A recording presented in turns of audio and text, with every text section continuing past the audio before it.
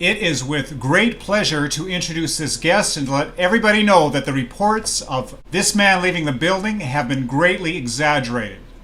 Hello, Elvis. Thank you very much. It's a pleasure to be here, sir. Now, one fact that many are unaware of is that the King has been spending most of his time in Canada, but vacations in Brisbane. How many times have you been to Brisbane? Well, this makes my third visit here.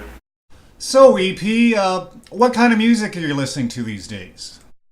I like rock and roll, hillbilly, pop, some classical. I like a different kind of music. I like anything, any kind if it's good, you know. Now, it turns out that those conspiracy theories were right after all, and that Elvis was avoiding some very, very bad dudes and was forced to seek refuge in a witness protection program.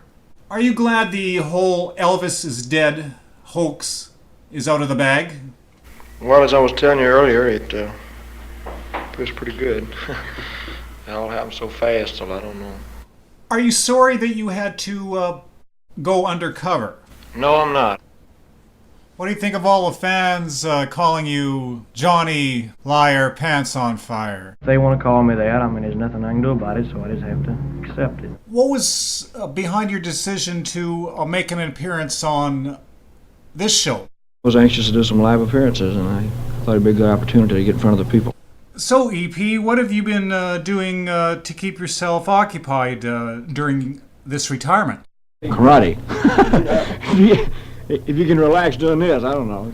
No, I read a lot and go horseback riding and stuff like that. What do you think about the overall sound of the records being made today? I think the overall sound has improved today, you know. Do you think there's more gimmicks in today's music?